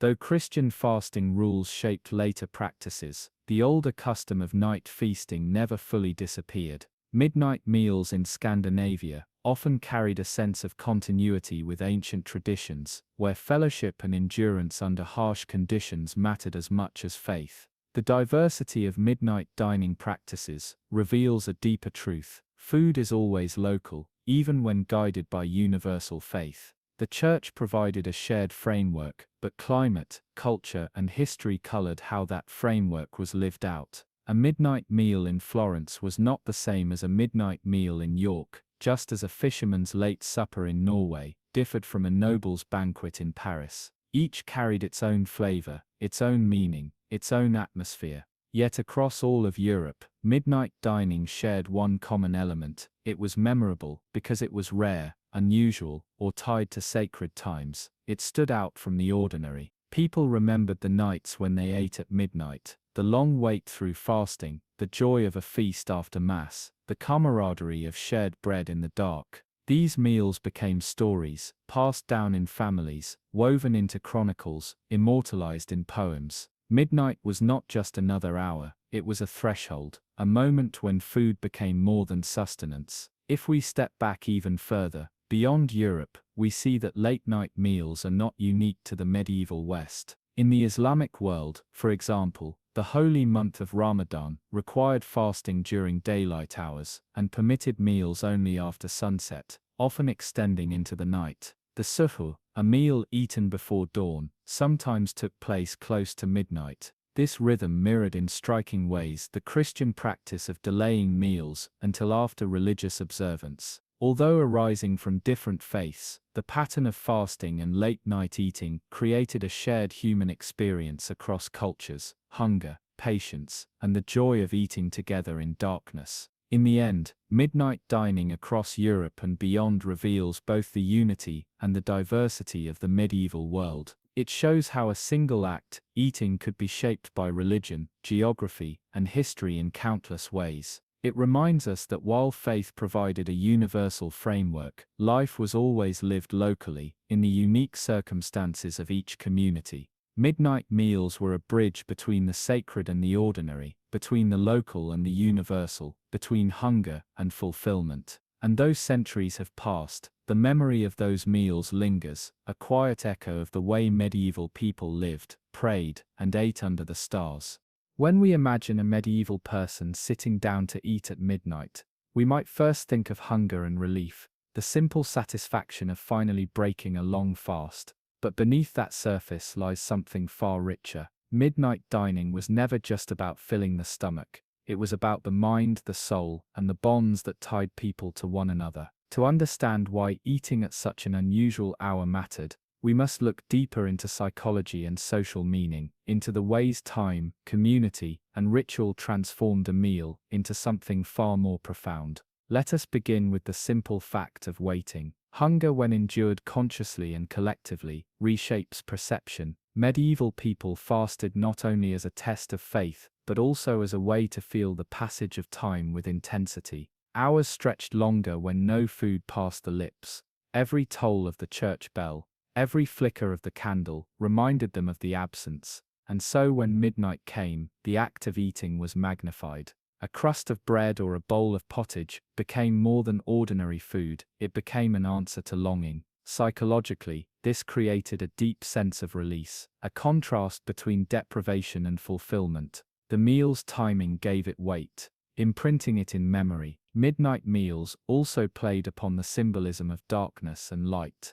To eat by candlelight, after hours of silence, was to participate in a drama of contrasts. The night was associated with uncertainty, with vulnerability, with forces unseen, yet into this darkness came warmth, light, and nourishment. The shared meal acted as a reassurance, a reminder that even in the blackest hour, community and faith offered safety. For many, this turned eating into a psychological anchor, a ritual that steadied the mind and softened fear. On the social level, midnight meals functioned as a binding force. When people eat together at unusual times, they remember the moment as something set apart from daily routine. In monasteries, the brothers who rose from their beds to chant midnight prayers and then broke their fast together developed bonds forged in discipline and repetition. They endured hunger as one body, and they satisfied it as one body. The psychology of shared sacrifice created solidarity, stronger than words.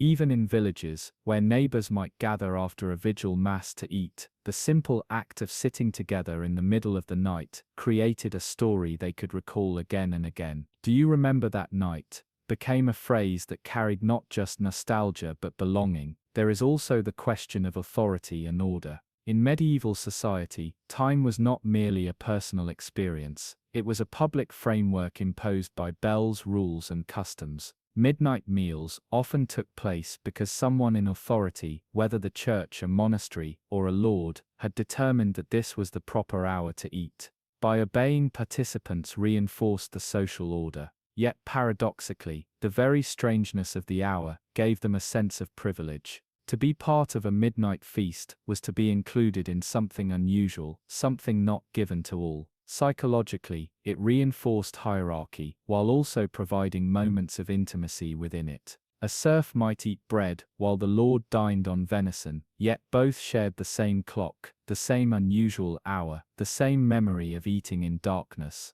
From another angle, midnight meals also helped people perceive time in a different way. Medieval time was cyclical, tied to bells, seasons, and religious festivals. Eating at midnight, when the world was quiet, broke the ordinary rhythm and highlighted the mystery of time itself. Midnight is both the end of one day and the beginning of another. To eat at that threshold was to touch, however briefly, on a symbolic edge of existence. Psychologically, it reminded people of transitions between hunger and fullness, darkness and light, mortality and eternity. The mind, lulled by exhaustion and sharpened by hunger, could easily slip into reflection at such moments.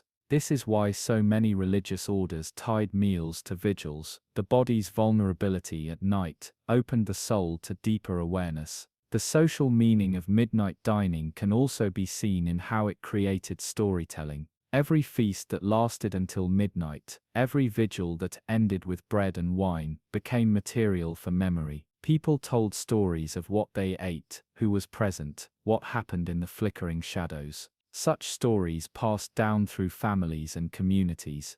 Eating late became a marker of extraordinary events. Even in chronicles written by monks, we often find mention of great banquets or vigils that went late into the night. By recording them, they immortalized the moment when eating was more than eating, it was history. Another layer lies in the symbolism of control. To fast until midnight, and then eat, was an act of discipline. In a world where survival often meant yielding to appetite whenever food was available, delaying gratification was powerful. It told the individual and the group, we can master our hunger, we can choose when to eat, and by choosing we affirm our higher purpose. Psychologically, this strengthened identity. The peasant who held back until midnight felt part of something greater than himself. The monk who waited through chants and prayers before breaking his fast reinforced his sense of vocation. Midnight meals thus acted as rehearsals in self-control, teaching patience and endurance through the body itself. We cannot overlook the element of joy, either. While midnight meals carried solemnity, they also carried delight. There is a particular magic in eating when the rest of the world sleeps. Medieval people felt it just as we do today when we share a late-night snack with friends. The laughter, the hushed voices, the strangeness of the hour, all created intimacy. For nobles, this joy took the form of grand banquets, where entertainment blurred the line between supper and midnight. For peasants, it might be the rare chance to taste something sweet or festive at the end of a vigil. In both cases, the joy was sharpened by the contrast with ordinary life. Midnight dining was special precisely because it was not routine. The psychological depth of midnight meals also reveals itself in how they shaped memory of time itself. In a world without clocks in every home, meals often acted as markers of the day. To recall when something happened, people might say, it was at supper or it was after Mass. A midnight meal then became a point of orientation in the flow of life. It marked extraordinary days and nights, when the ordinary rhythm was suspended. To recall such meals was to recall turning points, thresholds, or sacred times. Finally, midnight dining taught medieval people something profound about community. To eat in the dark required trust, trust that one's companions would share, that no danger would interrupt, that faith would carry the group through. This trust built bonds. It reinforced the idea that life was not lived alone, but together. At midnight, when isolation could feel strongest, the presence of others at the table became a source of comfort. The social meaning was clear: even in hunger, even in darkness, even in waiting, we are not alone. So, when we reflect on why medieval people ate at midnight, we see more than hunger satisfied. We see a tapestry of meaning, psychological, social, spiritual. Midnight meals were thresholds of time, symbols of endurance, acts of memory, rehearsals of discipline, and celebrations of joy. They were moments when the body, mind, and soul aligned, when the bonds of community were strengthened, and when the rhythm of ordinary life gave way to something extraordinary. In a world governed by bells and shadows, these meals became milestones. They told people who they were, where they belonged, and how they might endure. And though centuries have passed, the echoes of those midnight gatherings still linger in our fascination with late-night feasts, in our rituals of fasting and breaking fast, and in the simple truth that eating together, even in the strangest of hours, makes us more human.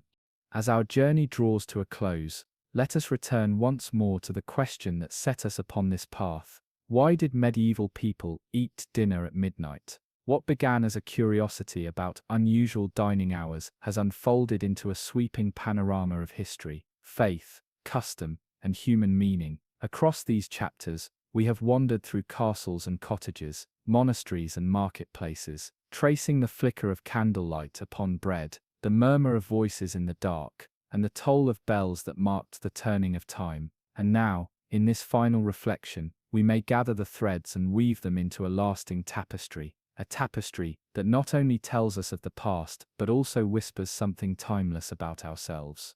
At the most practical level, midnight meals arose from necessity. Fasting laws, church schedules, and seasonal labor rhythms shaped the daily cycle. The monastic bell called men from their beds in the darkness, and when prayers had been offered, food was granted. Fields demanded labor from dawn to dusk, and so common folk delayed their heavier meals until work allowed. Lords and nobles feasted deep into the night, because their wealth permitted leisure, and their desire for spectacle demanded hours of music and display. Midnight, in all these forms, became a natural threshold, a hinge between obligation and relief. But as we have seen, practicality was only the surface. Beneath it lay symbolism, ritual, and psychology. Midnight meals embodied contrast, hunger and satisfaction, darkness and light, solitude and togetherness. They revealed the medieval mind's capacity to find meaning in ordinary acts.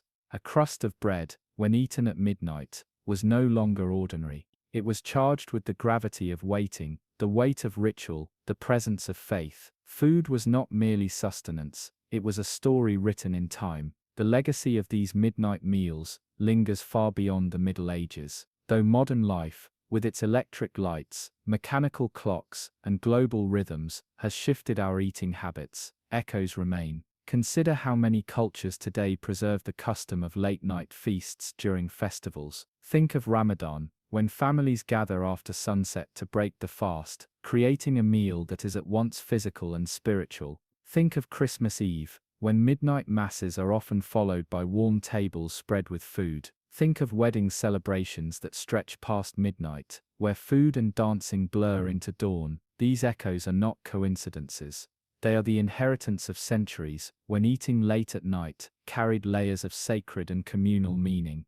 The enduring fascination with midnight dining also lies in its defiance of routine. In a world dominated by schedules, alarms, and predictable meal times, eating at midnight still feels transgressive, almost magical. To share a meal while others sleep awakens a sense of privilege and intimacy. It is no wonder that we find late-night suppers in literature, from Shakespeare's banquets to modern novels, portrayed as settings where revelations unfold and characters are bound together in secrecy. The medieval people may not have spoken of psychology as we do, but they understood instinctively that unusual meals carry unusual power. There is also within this legacy a reminder of patience. Medieval midnight meals were rarely impulsive. They came after hours of waiting, after silence, after hunger sharpened the senses. In our present age of instant access, where food can be summoned at the touch of a screen, the discipline of waiting has largely vanished.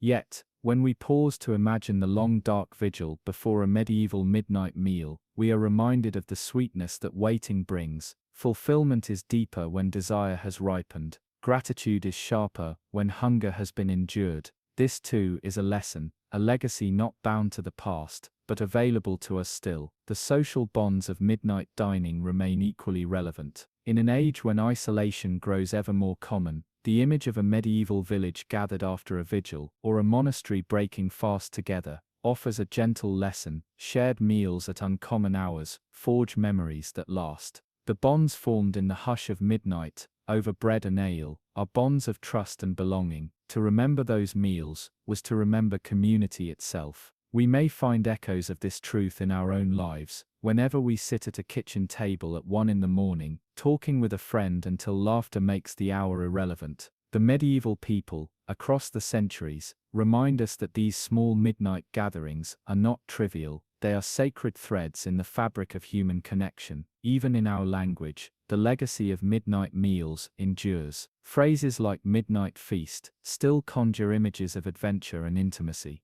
The very act of eating at a forbidden or unusual hour has become shorthand for indulgence, secrecy, or joy. The medieval world, with its bells and fasts, gave this idea weight, and we carry it still, even if we no longer hear the toll of the monastery bell at midnight. And so, we come at last to the broader meaning. Midnight meals in the Middle Ages were never about food alone. They were about how human beings navigate time, hunger, fear, joy, and belonging. They show us that eating is never merely physical, it is psychological, social, and spiritual. It shapes memory, it marks transitions, it binds people together. To eat at midnight was to participate in a ritual larger than oneself, whether in a cloistered abbey, a noble's hall, or a humble cottage. This is why the question of why medieval people ate dinner at midnight is not merely a curiosity. It is a window into the rhythms of a world at once distant and familiar.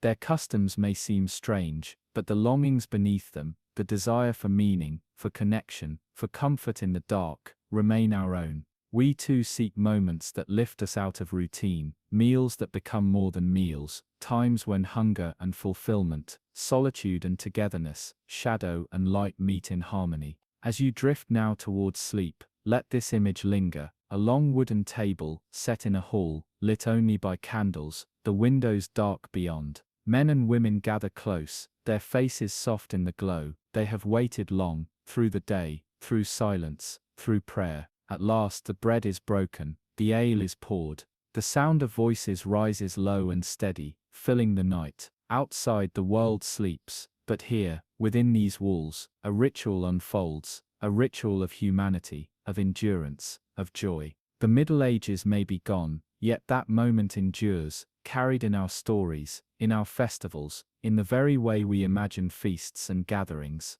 Midnight dining reminds us that food is never just food, it is time made visible, community made tangible, hope made edible. It is the bridge between hunger and fulfillment, between the uncertainty of night and the promise of dawn. And so, as the candles of this history burn low, and as you prepare to rest, let us close with a final thought. The medieval people who ate at midnight were not so different from us. They too sought comfort after hardship, companionship after silence, and meaning within the simple act of sharing food.